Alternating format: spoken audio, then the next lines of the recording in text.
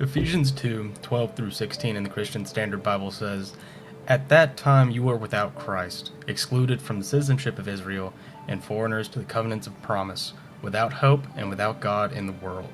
But now in Christ Jesus, you who were far away have been brought near by the blood of Christ. For he is our peace, who made both groups one and tore down the dividing wall of hostility. In his flesh he made of no effect the law, consisting of commands and expressed in regulations, so that he might create in himself one new man from the two, resulting in peace. He did this so that he might reconcile both to God in one body through the cross, by which he put the hostility to death." In this letter to the Ephesians, St. Paul is helping to define to the local body in Ephesus what it means to be the church. Here he is speaking to the Gentile believers about what Christ has accomplished in salvation for all who believe in him. Jason G. Green, how do you believe we might learn from this idea that salvation reconciles Gentile and Hebrew believers in a way that might be applicable to some of the divides we see in our churches today? You know, that piece of scripture makes me think of the song. I grew up in a Methodist denomination. We would sing something like, "I am the church, you are the church, we are the church together.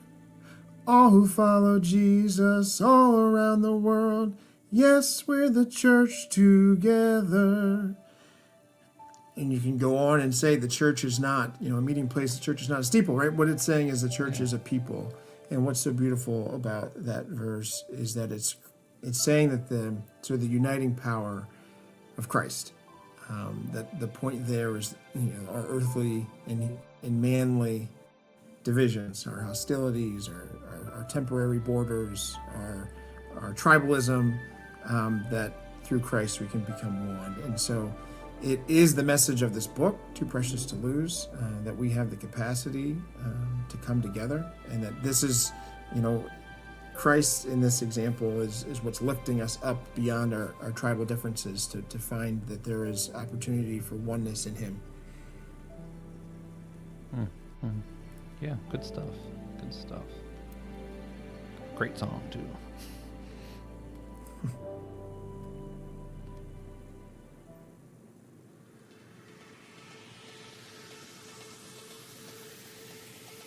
Hey guys, welcome to the Whole Church Podcast, possibly your favorite church unity podcast. Totally cool if it's not, though. We're not in competition with the other unity podcasts, because, that's self-defeating. I am Joshua Knoll, here with the one and only Pod Almighty, TJ Tiberius on Blackwell. Welcome to your show. Thanks. Yeah. And we're here with a fantastic guest. Really excited to talk to Jason G. Green about his upcoming book, current book, Too Precious to Lose, a memoir of family, community, and possibility. It's going to be a good one, guys. All right. Jason Green is a former senior Obama White House official, the co-founder of SkillSmart, CEO of Evergreen Labs. His work focuses on how institutions build trust and legitimacy through practice across education, workforce, and civic life to achieve meaningful, durable outcomes. So, super excited to get to talk to him today. But before that, you could go to our website, purchase one of our t-shirts. It helps promote the show. It raises money for podcasting needs, gets others to know about the importance of our mission to educate and unite the modern church. Josh, which one of you, is that a systematic ecology shirt that you're wearing? I am wearing a systematic ecology shirt. The one day I'm not wearing a whole church shirt while we record. Yeah, right. Yeah. My favorite is the one that is the TJ quote on the back, because there's nothing back there.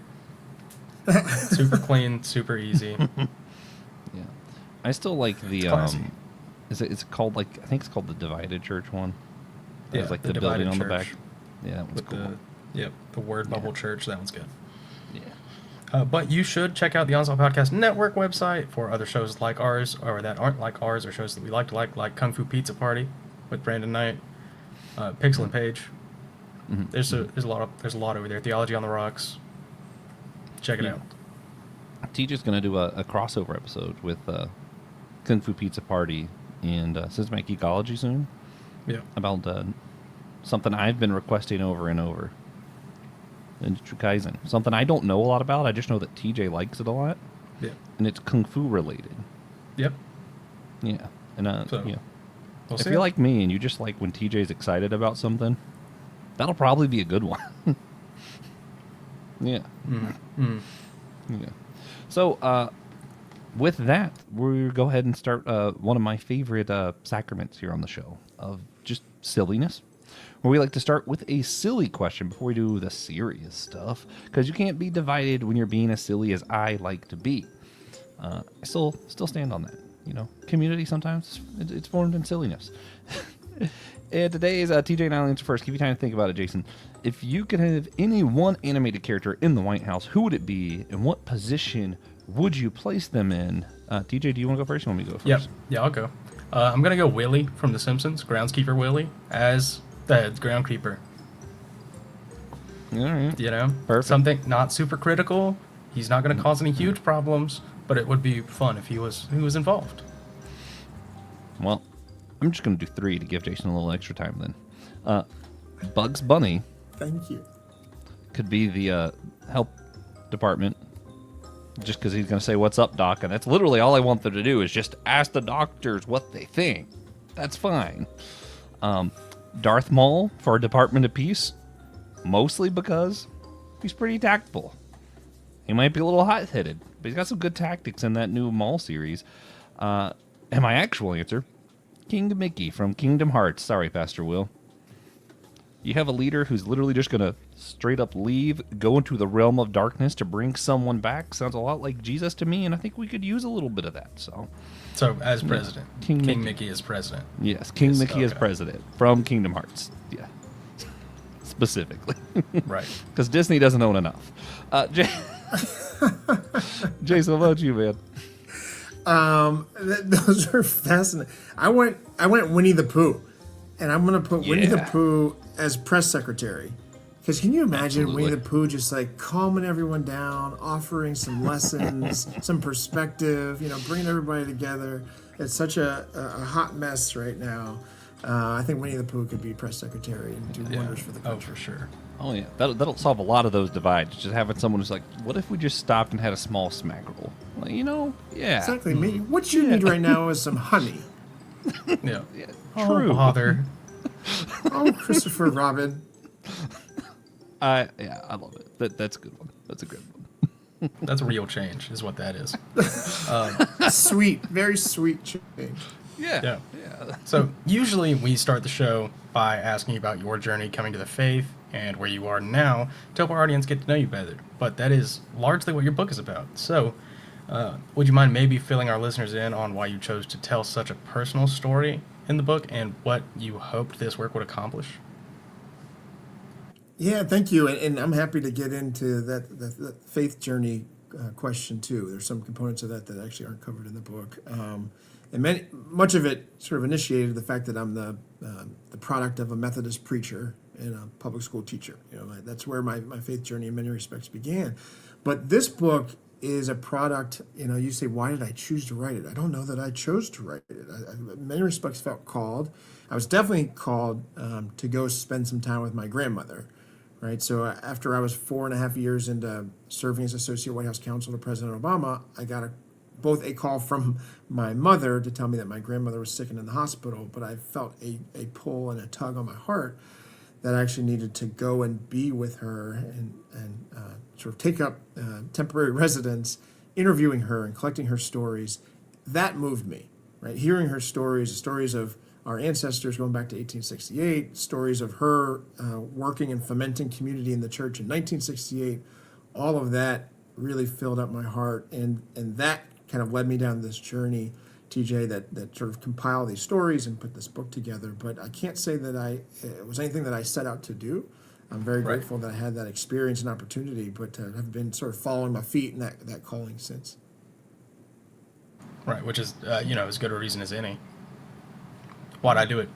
God, just kind of, I had to do it. Had to follow my feet, right? And who was guiding my feet? Exactly. Yeah. So you mentioned that part of your faith story isn't in the book, and you've already mentioned some that you grew up a Methodist. Can you unpack some like what made the church you grew up in special? What was the moment like where you first felt like you dedicated your life to the Lord, and like if there's anything just peculiarities about the Methodist church maybe not everyone's familiar with? That'd be cool to hear too. Yeah, I grew up, so I had sort of close proximate relations with 3 different Methodist churches growing up. So the church that I was baptized in and sort of spent a lot of time in vacation Bible school in early years growing up was Fairhaven United Methodist. That's kind of the subject of the book. It's the product of the merger of 3 racially segregated churches. But then my father, when I was in first grade, my father graduated from seminary school, was ordained in the Methodist denomination, and got appointed to a church. And so then we started attending Metropolitan United Methodist Church. So we grew up in Gaithersburg, was living in Gaithersburg, then moved closer to Baltimore, where my dad became senior pastor at Metropolitan United Methodist. And then about 4 years later, he was reassigned to Epworth United Methodist in back in Gaithersburg, closer to where we had grown up. And so it was interesting. Fairhaven United Methodist was this integrated congregation, product of 3 racially segregated churches. But both Metropolitan and Epworth were Metropolitan was historically a black congregation, and Epworth was historically a white congregation. So it was very interesting to see kind of my father, sort of use God's call, or work to build community in each of those 3 different denominations. Obviously, I felt at home in many respects in all of them, but they were all sort of working in different ways to try and heed God's call. Yeah, it's really see. The only time I ever really attended a Methodist church was so that I could be on their basketball team. So I don't know, not a ton of experience, but I did have to go for a few weeks. You were recruited. Yeah. Yeah, well, it makes Well, sense. Perfect. they had an open gym, and after a few weeks, they're like, "Hey, do you I want to see. be on the church's basketball team?" I was like, "Yeah, of course." I got to hear And you just Reverend have to Justin come to a Coleman church. preach at his church. And Yeah, friend which of the is show, wild. Reverend Justin. Just got to shout him out. Yeah. That was great, though. That was a really Yeah, cool love him. experience. Yeah. Yeah. I love the Methodist Church. They have really big basketball trophies. But for the heart of your book, Todd, it was huge. The heart of your book for us was, like you mentioned, sharing stories from your grandmother, Ida Green.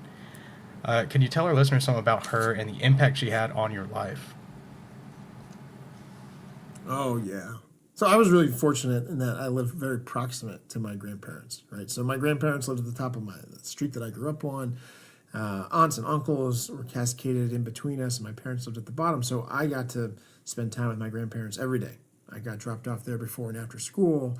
My grandfather, who passed away when he was 81, I was only 10 years old, but I still felt like I had a lifetime of memories with my grandfather. So we were that close and had sort of that warm of a relationship. My grandmother, grew up in the church. Her family helped found the black church that I talked about that merged in 1968. She would say, being at Pleasant View felt like being at home. In part, I think because she was there so much. They were there on Sundays, they were there on Wednesdays, they were on Saturdays. The church played this religious role, but it also was a community center. It was a social center. So much of the activity, preparedness, planning, organizing, all happened in the church. And it's where she was the Sunday school superintendent for 30 years, giving of herself to her community. And she played the piano until her fingers gave out, and she passed that on to her younger sister. But the church really was the center of community for my grandmother. And you can imagine, growing up in Jim Crow South, when a lot of the world was saying that she as a black woman was a second-class citizen, it was in the church that truly provided the sanctuary. It truly provided an opportunity to be with her God and to feel valued and loved and trusted, and that she could be somebody. And so she, ended up being a part of the trustee board, and really was able to accomplish and achieve some status. And sort of that love of church, the love of people, and that appreciation of faith in God that she passed on. TJ, I would ask her, I'd be like, Grandma, what's the hardest thing that you ever had to do? This is a woman that was born in 1918, right? She lived to be 107. I'm like, what's the hardest thing you ever had to do? And she'd be like, well, baby, if you just believe in God and work hard, like, what's hard? And it was this sort of with that frame that she approached everything. Yeah, I would have said turning 107. Right. Probably. I would have, yeah. Or, Jim Crow or World War II. Or she said the craziest thing she ever saw was the transition from the horse and buggy to the car. I mean, just the woman saw quite a bit, Right. but it was like Yeah, rooted that's in pretty faith. wild. Right, and she would have been like in her late 20s, the early 30s. You're like grown at the time, and there's Right, just no more horse. right. That'd have to be crazy. Yeah, Uh, pretty wild. but these stories with your grandmother serve as a close-up look into a larger topic that you talk about with the historic Black community of Quince Orchard, Maryland. Uh, what can you share with us about that community as a whole that has helped you in your career and faith throughout your life? Yeah, well, one thing I think is the book starts to articulate how I didn't know of Quince Orchard as a place in that way, right? I grew up with all of the love and community and connectedness, right, that my father knew, that my grandmother knew. I just didn't know that it was called Quince Orchard. And so part of this book and part of this journey is unpacking that, going into the stacks, having time with my grandmother to learn the story, and literally finding the article where Quince Orchard is written in print and wanting to go back to my grandmother and understand what this place was and how it came to be, and frankly, how I could not know about it just in two short generations.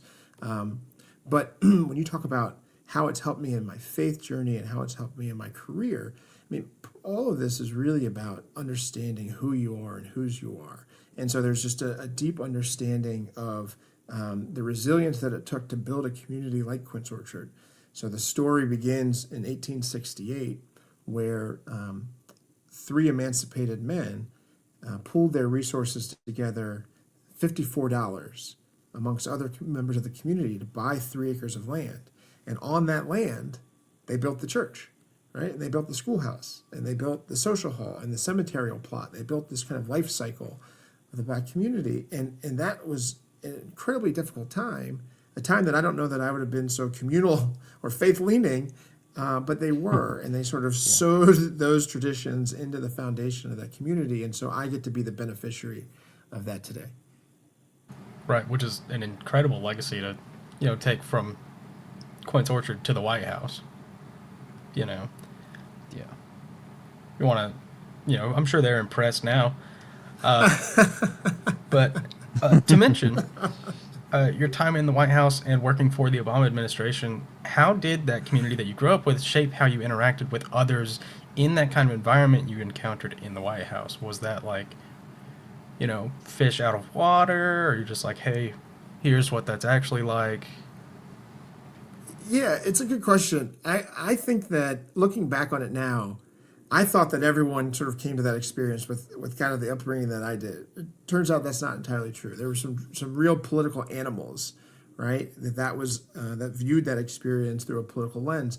I view it from a lens of service, right? I come from that lineage of a Methodist preacher, a public school teacher, and a very activist grandmother, who I should say, that hospital room that I went to go stay with her in late in life. Well, it turns out that she introduced me to that early in life. At 5 years old, she would take me along with her to volunteer in the hospital. And I remember going into one of those rooms and like protesting, saying, "Grandma, I don't want to go in here because it smells funny, right? Like I don't," and saying, "I'm 5 years old. I can't help these people. Like, what do you really want from me?" And her saying, "We're not here to save someone. We're here to serve someone." And that orientation really stayed with me. And taking yourself out of it, taking your ego out of it, that we're here to make somebody else's life better. And it showed me the power of being in witness. It showed me the power of showing up and the capacity to make someone else's life better just by being there. And so that's kind of the orientation I had of service. And so you can imagine me showing up to the White House with this belief that that leadership is a manifestation of service, and service is a manifestation of love. And so we should be here because we want to love the American people. We want to, manifest that through our policy. And to your question, right? That's not everyone's lens for the how political work exactly gets done. Yeah, and I know a couple of people who have ended up at the White House, and it's just the country that we live in and the melting pot that it is results in so many different lives ending up in this same place, who grew up differently and generally just treat everyone differently and have such different perspectives. And you'd think it would end up better than it is currently, at least. But How many I people do can't you know that imagine end up in better. the White House? 4 That's from wild. TJ's got a around pipeline. here. TJ's got a pipeline of folks that. Yeah, you know. Yeah. Well, you have a lot more friends than me too. Yeah, I do. I don't know how. Like, I feel like it's at least like 80% because you're more likable, and 20% because Well, it I'm turns less out likely to like people. most of the kids who want to be on town council in high school are pretty politically motivated to Turns out go when you further choose than to be town council. homeschooled, stay in your home, and then don't go try to meet people. You just don't have that many people. Doesn't, Yeah, that's it not doesn't work conducive. out. Yeah. It doesn't Yeah. do it. So anytime we bring up, the Obama administration, the Bush administration, any political figure or administration, there's going to be people in the church who automatically want to deny your faith for working with them, for voting for them, whatever. Have the lessons that you learned with the community you grew up with helped you when you interact with maybe people who would question your motives for working alongside one administration or another because whatever they believe about it? Oh, without a doubt. So, I mean, it's worth just talking a little bit about kind of the community that I was born into. So, Fairhaven United Methodist Church was the product of this merger of 3 racially segregated churches. I mean, we frame that in racial terms because Pleasant View was a historically black congregation.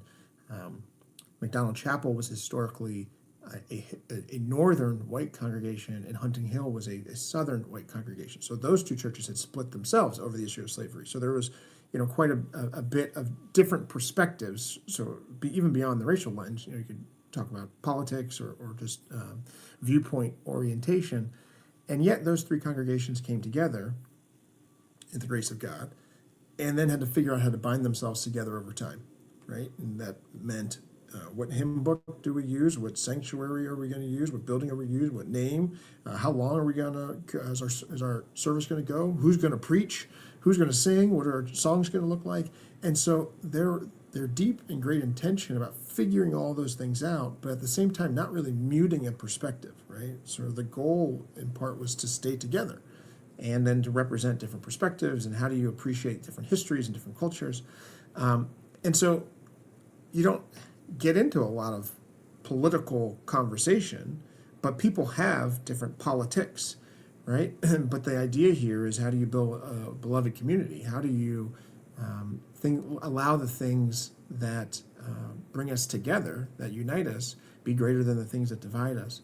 And so, I mean, I think that in display is an incredibly useful example and resource when trying to apply conversations in the White House or in the political lens, like just be able to understand and meet people as people where they are, right? And talk about values and talk about orientation rather than immediately dismissing someone just because of their political viewpoint.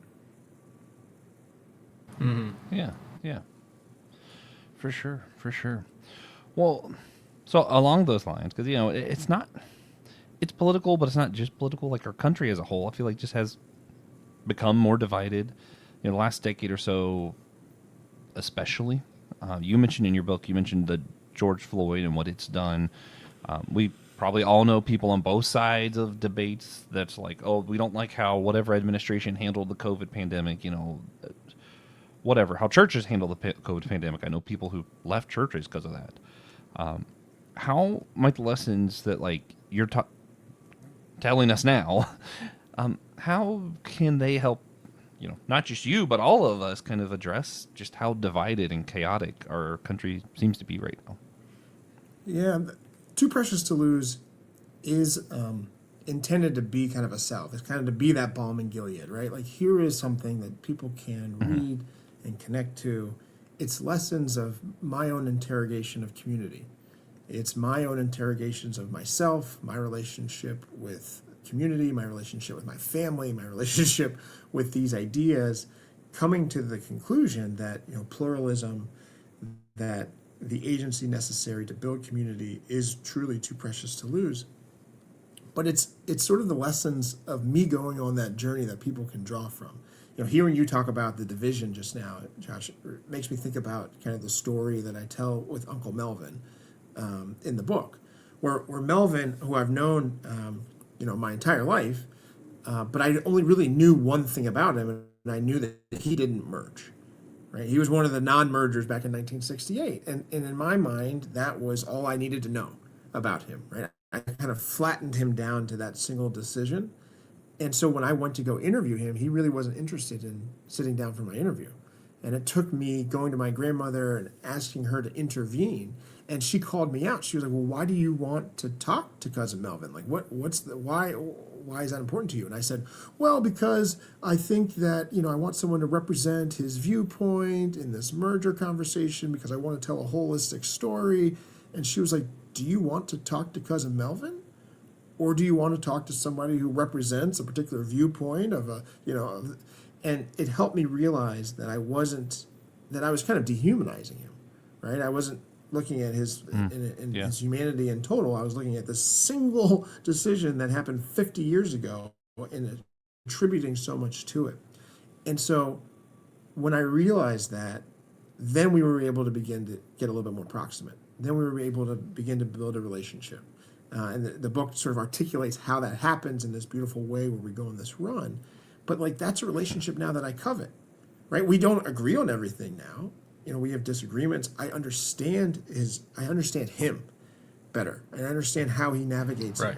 in through the world and how he sees himself. And I think that's really important. It's one way. I think it's hard to hate up close when we can be proximate with one another.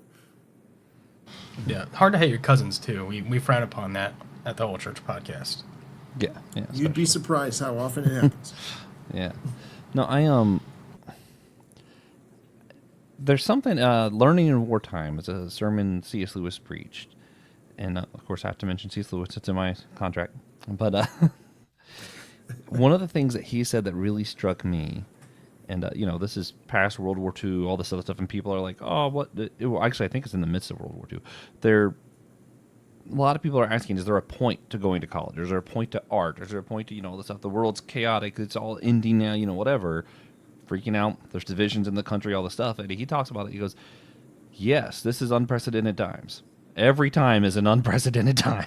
And just like the way that he said that, and I'm like, man, this man, he had been around for both world wars. There were all kinds of like just crazy stuff happened in Europe. And he's like, yeah, every time is an unprecedented time. It's like, not to belittle your own time and what's going on. Like, yeah, it's serious. But when we look back at the example of like your grandparents, or like I think of like my grandmother, I found out like last year there was times where they were splitting a can of beans, and who got to eat that day was like a whole question. And they just never talked about it. And you're like, yeah, the people before us have gone through stuff too. We all want to like, I don't know, overemphasize like our times, or like it's so special. And like, yeah, we're going through stuff. Like, I'm not saying that the stuff we're going through isn't real, but looking through these stories from our grandparents, cousins, whatever, we're like, oh yeah, they've been through stuff too, and there's still a lot to learn. Even if their stuff wasn't the COVID pandemic, they went through the Great Depression, and that was also pretty bad. Yeah, absolutely. I mean, Josh, it's one of the testaments here is just the opportunity, if we can take it or if we can make it, to actually slow down and hear the stories that you're talking about, right? One of the great blessings that I had in Too Precious to Lose is I got that wake-up call. I had the opportunity to go and sit with my grandparents, my grandmother, and just hear her stories and understand exactly your point. Oh, we've been here before. And by the way, the lessons of what our ancestors have done can actually be applied to this moment. There are things that we can take from them that can help us move us forward. And so I think Melvin's a good example where I got to slow down and sort of sit and understand. We don't have that time very often, and so everything's kind of hurried. I think about my own father. The way that, for example, the integration of public schools was taught. I learned about desegregation of schools in Little Rock, Arkansas, right, the Little Rock Nine. But I never learned, just never came up, that my own father integrated my elementary school, right, the school that I attended. That he was the first integrated class. And so, having those times to sort of understand the context, where we've been, the hard times that we've been through, and then extract lessons that we can then apply to our time today is really the point. I don't want folks to just sit in nostalgia and Too Precious to Lose. I want them to read Too Precious to Lose because it gives us license to go back to our ancestors, understand that history, and take the lessons and apply it to where we are today. Yeah. Right. And maybe this might be a little weird, but I also think some of the lessons and stuff we've talked about before on this show about like hermeneutics, can be important to understanding your ancestors' stories, because you do have to a little bit understand the context. And that's where, like, there's stuff that me and my dad super disagree on. But then I look at who my dad is and how that still inspired me. And I'm thinking, like, yeah, to me, my dad's a really rigid conservative person who's never going to see things different. When I look at my dad's story, he was a preacher in a church that didn't allow bowling, who just openly was out bowling, who convinced my grandparents it was wedding bands weren't a sin. Like, yeah, to me, that stuff is silly. But when I look at the context of his story, I'm like, wow, Yeah. my dad was actually kind of radical for some of this stuff. Yep. He's like, oh, bowling's a sin? All right, I'm going to preach at your church, and then you can meet me at the bowling alley. Hold up, Yeah. wait a minute. You And your mom wears pants. Yeah, crazy. Not Yeah. allowed. Yeah. So, like, to me, Totally. they're rigid of whatever. They're still stuck in their old ways. But I mean, you got to understand these stories in their context and then take that inspiration. And, you know, to my dad's chagrin, I probably am doing much the similar thing of what he did, and just looks different in our context. Yeah. I think that's absolutely right. And I love that understanding the whole person, right? That who he was before he was just your dad, right? To sort of broaden out the title. And same thing with my grandmother, to understand that in 68, oh, this one was a radical. Like, I just know her as Grandma Green, drives me to volunteer every day. Yeah. But she was out, fighting for city names and high school names and merger of churches. And so I think it's so important to understand the context around our loved ones. Yeah. Yeah. Which is insanely difficult, at least for me growing up. It's like, oh, my dad's a person. Right. My dad's an actual person. And he's Like a old. human being. Yeah. So that's really hard. Speaking of your dad, when you were young when he transitioned from the historically white to the historically black church. Was that, for you, was that difficult? I was going to say, TJ, to your last point, it's hard for you to realize that your dad's a human, and now think about, like, extrapolate that out, right? So it gets harder and harder for us to see people as the human qualities that the people that we live with under the same roofs. Like, the more distant you get, the easier it is for us to forget. Yeah. To your question on dad, so dad became a pastor when I was in first grade, and so the first church that he actually pastored at, he did his, before he was ordained, he pastored quite a bit at Fairhaven, sort of this integrated church. Then we went to Metropolitan, which was a historically black congregation, and then in my high school years went to Epworth, which was a historically white congregation. And no, none of those transitions were difficult, other than the normal difficulties of leaving your friends Right, and of course. moving what I thought was across the country, when in reality it was an hour away from where we lived before. But what was, I think, the beauty of being rooted in the church is that it gave you a community. It gave us a community immediately. And so I remember walking into that new congregation the first day, and a boy named Michael Sims said, do you like basketball? I said, yes. He said, do you like baseball? I said, yes. He was like, soccer? I said, yes. And he said, you got a new friend. And so day one, I had my new friend, Michael Sims, and got introduced into the rest of his church community. And these church communities, all of them were, as the preacher's kid, love looked a lot like accountability. So I had a lot of people looking in on me. I had a lot of people doting, and that felt a bit constrained at times. But I look back on that, and I knew that I had a lot of people who cared about me.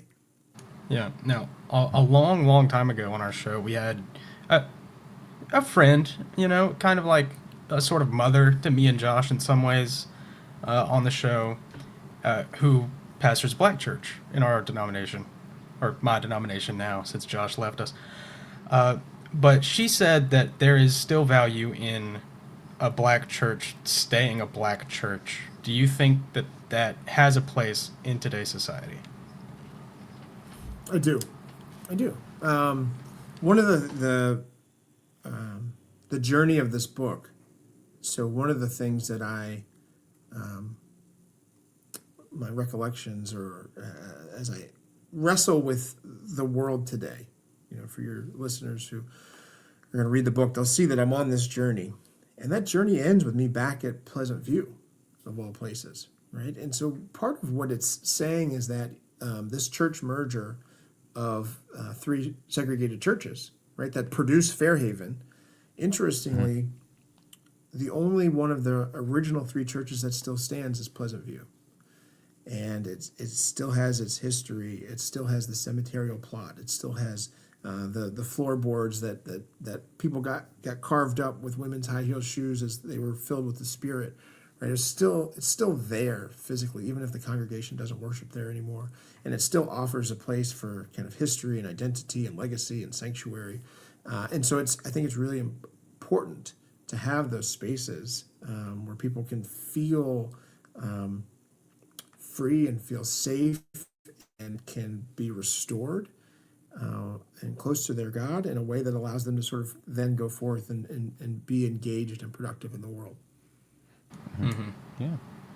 Yeah. And people listen, know I get weird when we talk about like if heaven exists and like some of the metaphysics of what it could be like and whatever, and I'm like, I'm not sure how much I care, but in general, I really love those worships meetings where you have churches that stay true to what they were, all coming together, because you still get to hear like the black church music being awesome, and then like some of my favorite actually worship songs on Spotify. This is really weird. I have some like Hindi Christian music, and it's just so cool. And I'm like, this is awesome, and I like when we have all this stuff put together. But I think it is weird. Like as much as I want us all to be united and all together all the time, then when you're together all the time, everything just sounds the same. So I'm like, I kind of like us be like, not that I want us separate, but I like that we have found a way to preserve these different cultures and musics and stuff, so that when we come together, we can have all the flavors. I think that's incredibly well said. I think for me, it's this matter of preserving, right, and keeping a richness in. When you get into the conversation of that dividing, then we have a problem, right? If the intent of that preservation is to divide, then I have a problem. What I think is beautiful is that where that preservation, that culture, that richness is actually a force for uniting, is a place that actually inspires people to be engaged in society, that allows them to have strong, informed foundations to go off and engage and be united, as you say. Like I think if our institutions aren't advocating for us to be better and going forward, then we have a problem. But where they are able to do that and have that richness and texture, then I think it's really, really important that they be able to be preserved and remain. Yeah, I agree. The Orthodox Church does this really well. They have a big Greek Orthodox church in Charlotte. Father Jonathan, shout out, been on the show a few times. But their church has this like big Greek fest. And people who even aren't Christian are they go and they hope because they're sharing these food and drinks and all this stuff. And it, like something about preserving that culture does seem enticing to people. It makes people want to see what's going on. And like when it's done well, we've been to Father Jonathan's church. I felt super welcome. I've gone to Reverend Kino, the AME Zion, been to that building. So welcomed. You mentioned our friend and mother. But, we go to that church, super welcomed. It's not like, hey, we're preserving this thing and you guys stay out, but it's more like we're preserving this thing and it ends up becoming this enticing thing of like, we want to see what this is about. We want to experience this culture and be a part even. Yeah, that's a big part of the value of like state assembly. Yeah. No, I think that's perfectly well said. And I should say that one of the things that's really interesting and beautiful, so that we're exploring in Too Precious to Lose, is this merged congregation and the effort to still preserve these component pieces that we're talking about, right? And it's a challenge.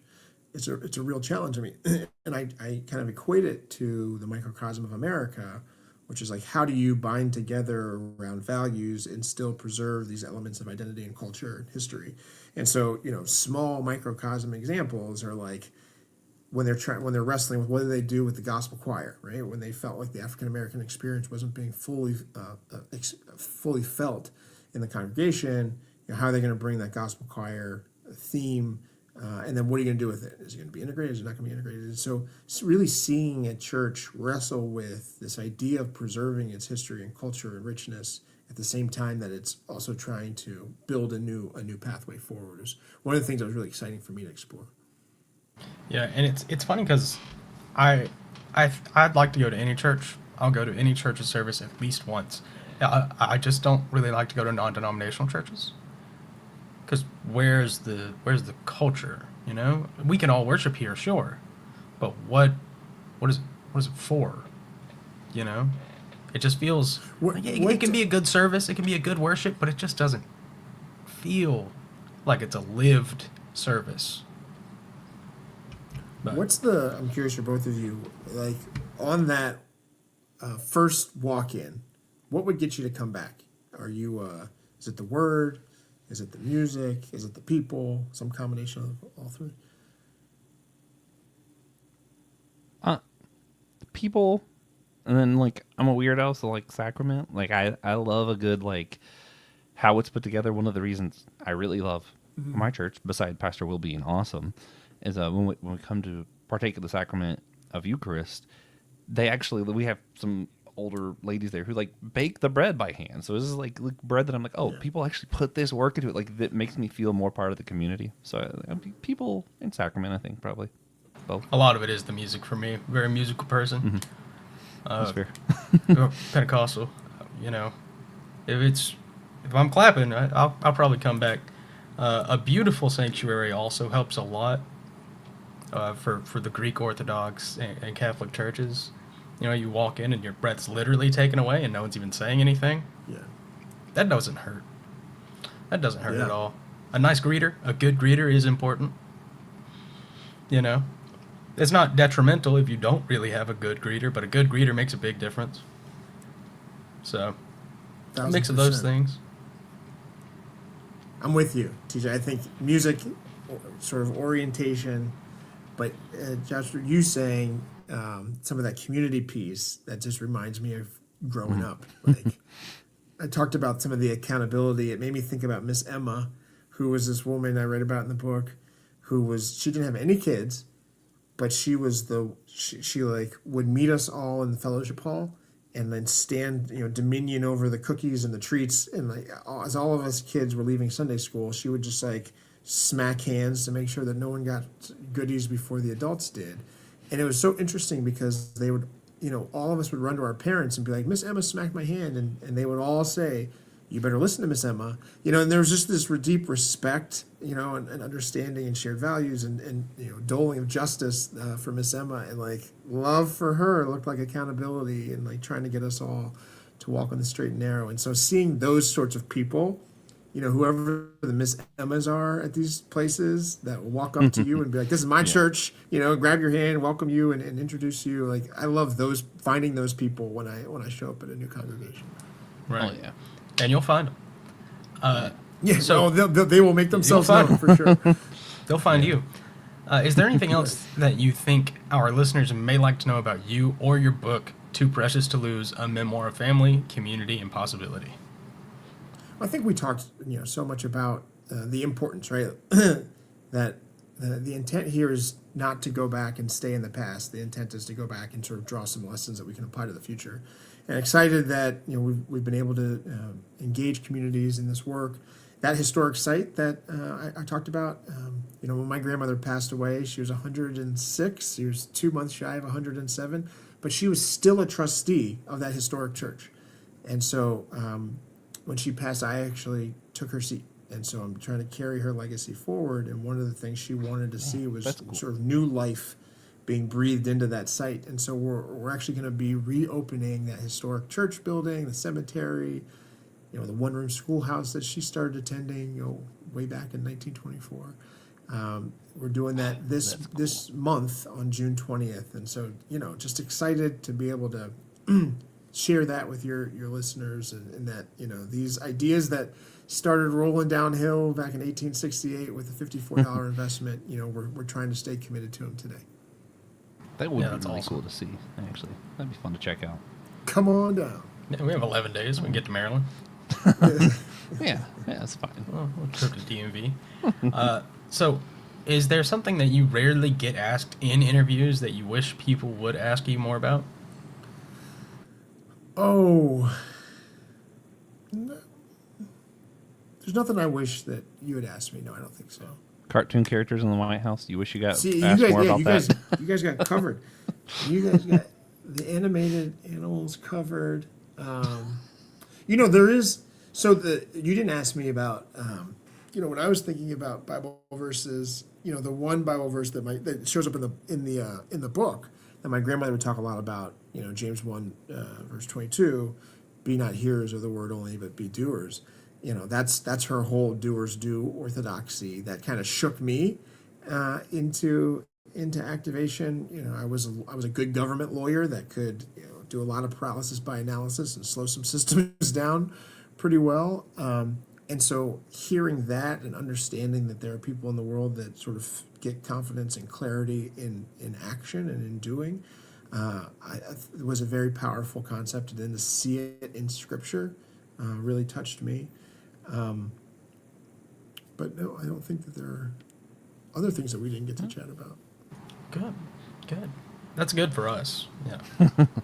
Yeah. Where would you like to send our listeners to get a copy of your book? What would help you the most?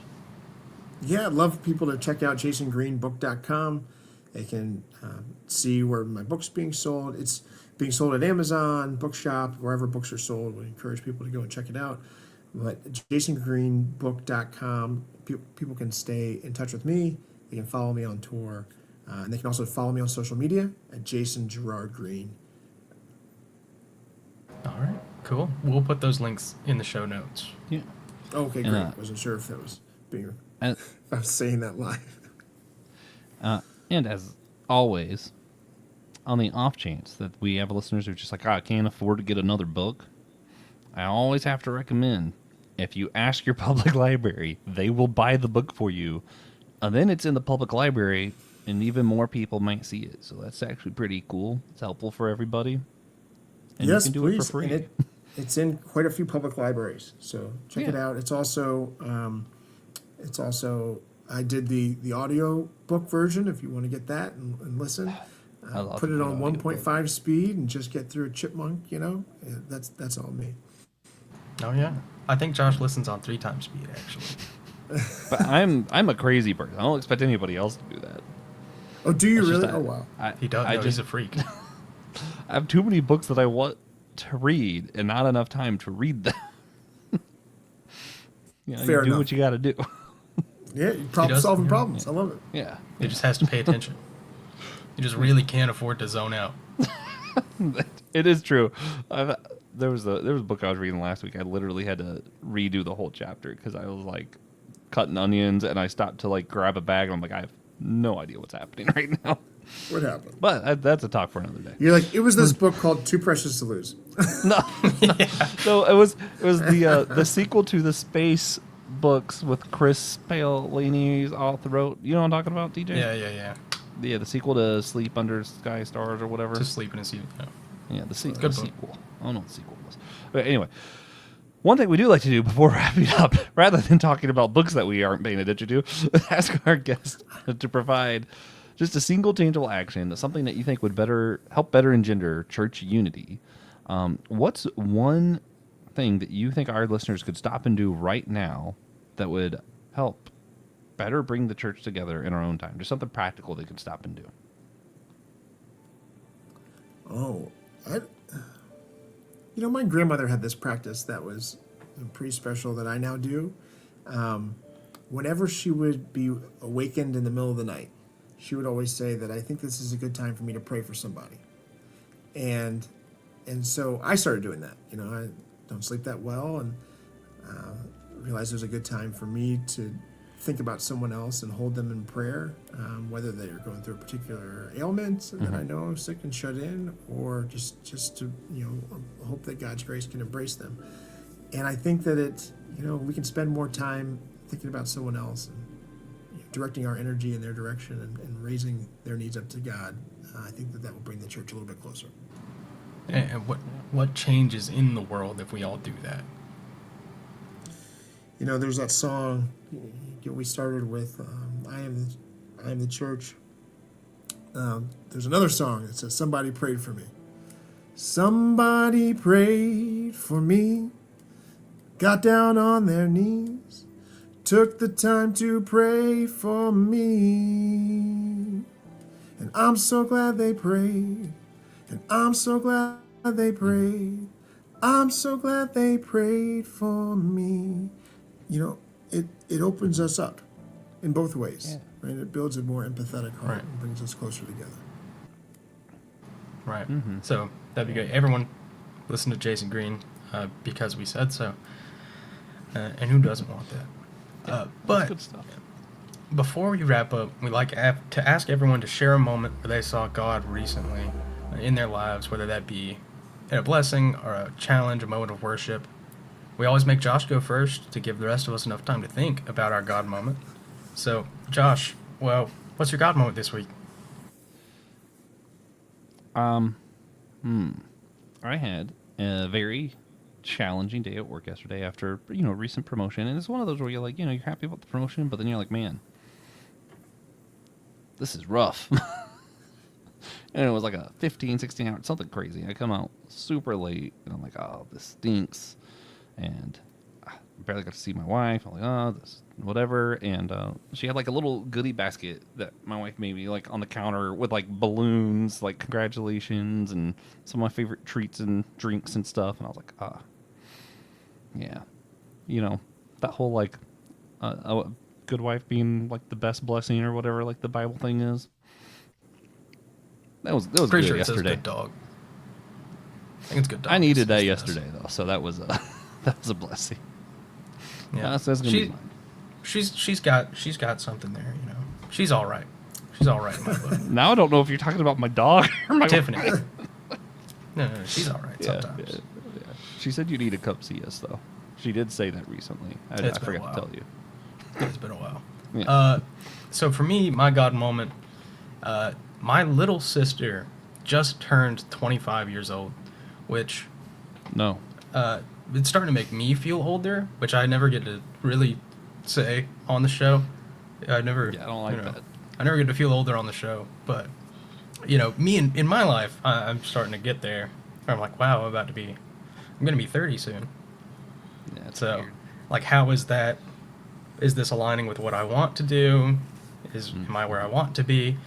And God has not laid it on my heart yet that I'm doing wrong. So Yeah, mine's good. Mine's good. she I does do not feel feel like the same, but I had, it was challenging for her. yeah. I feel like I have the exact opposite reaction of everybody else on our podcast when you talk about your age, and they're all like, "Man, you're so young," and like my first thing is, "Holy crap, when did TJ get that old?" Thought he was Yeah. still like 14. I don't know. What do you mean he's in his 20s? It's a little different for you. Just Yeah. Josh and I have known each other Straight. since we were like Six. I was six. gonna say and- that speaks volumes about your relationship for sure. That's Yeah. beautiful because it made me feel old. So I'm glad it made you feel young. Yeah, sorry. I do No, that. it's beautiful, man. I love that you're talking about your family. Mine feels somewhat similar to Josh's. I was it feels a little petty, but last week I was on tour in California and I had an event in San Francisco, and I just didn't have any clue on how the event was going to go. Just didn't. I didn't have an RSVP count. I had nothing. And about an hour before the event, I started to get the flakes. Oh man, traffic's bad. Oh man, kids basketball games going long. Oh man, work has got me going long. So I got maybe 3 or 4 of those in a row, and I was already in my feelings that this was going to be an empty room. And then I had 4 friends who I knew were going to be there who said, "Sorry, I can't be there."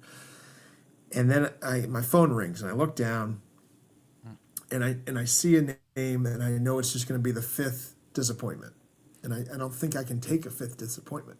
And so I'm going to just let it go to voicemail. And I say, you know what? The least I can do is just answer the call. So I answer it, and it's a gentleman who, this event was in San Francisco.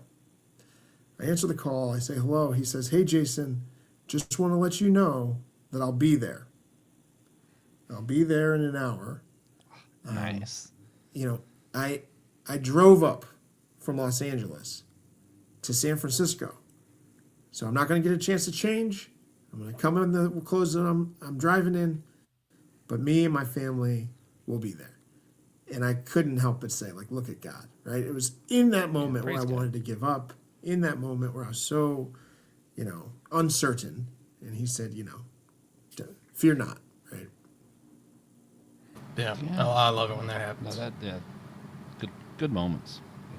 Yeah. Yeah. And if you've got to be in San Francisco, it's tough to get disappointed 4 more times. Also, for those listeners who are like on the East Coast, that's a long drive. Just Yes, let them know. that's from like LA 4 to San hours. Francisco is a long haul. Yeah. A long haul. So I was. Yeah, I didn't realize that until I visited California. Because in my mind, California, they're all right there.